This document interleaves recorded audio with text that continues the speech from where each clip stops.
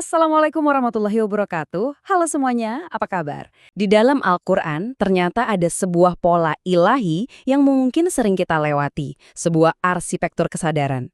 Dan semuanya dimulai dari satu pertanyaan sederhana. Kenapa ya Allah hampir selalu mendahulukan telinga sebelum mata? Waktu kita baca Al-Quran, ada satu detail kecil yang ternyata konsisten banget. Allah hampir selalu menyebut pendengaran sebelum penglihatan. Bukan cuma sekali dua kali, tapi berulang-ulang. Apa ini cuma kebetulan gaya bahasa aja? Atau jangan-jangan ini adalah kunci untuk memahami cara kerja kesadaran kita? Oke, kita bedah lebih dalam yuk. Kita mulai dengan melihat buktinya langsung dari ayat-ayat suci Al-Quran tentang pola ilahi yang tersembunyi ini. Coba kita lihat ayat dari surat An-Nahl ini. والله أخرجكم من بطون أمهاتكم لا تعلمون شيئا وجعل لكم السمع والأبصار والأفئدة لعلكم تشكرون. Allah mengingatkan kita bahwa Dia mengeluarkan kita dari rahim ibu dalam keadaan gak tahu apa-apa.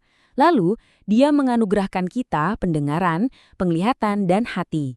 Perhatian deh urutannya, jelas banget kan? Pendengaran dulu, ini adalah gerbang pengetahuan pertama yang kita terima waktu lahir.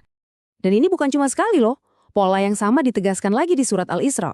إن السمع والبصر والفؤاد كل أولئك كان عنه مسؤولا. Kita diingatkan kalau pendengaran, penglihatan, dan hati semuanya akan dimintai pertanggungjawaban. Lagi-lagi, urutannya sama persis. As-sam'ah atau pendengaran, al-basar atau penglihatan, baru al-fu'ad atau hati.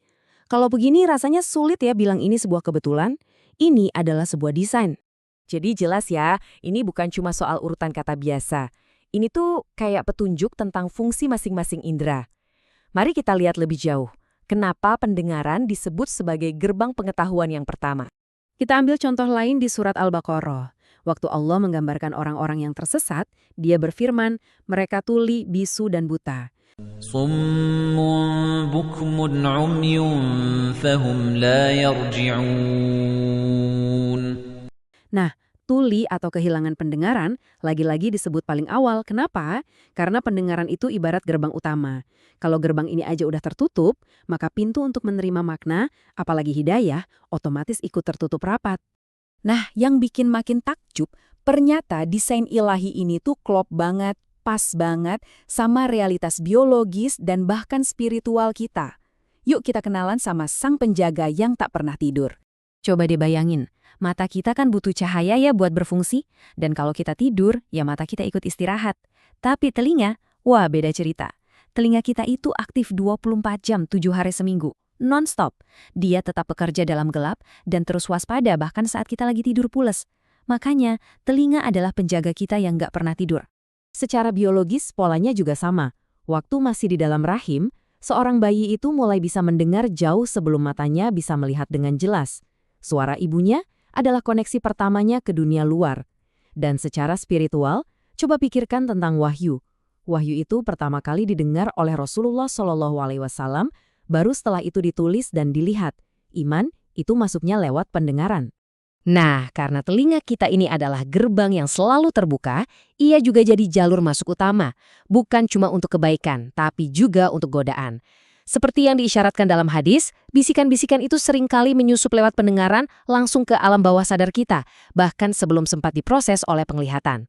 Oke, setelah kita lihat semua kepingan puzzle ini, dari ayat Al-Quran, biologi, sampai spiritualitas, sekarang kita bisa mulai melihat gambaran besarnya.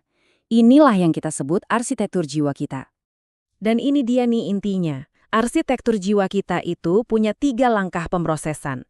Langkah pertama, kita mendengar untuk menerima informasi. Langkah kedua, kita melihat untuk memverifikasi informasi itu. Dan langkah ketiga yang paling dalam, hati kita yang memahami dan menentukan arah.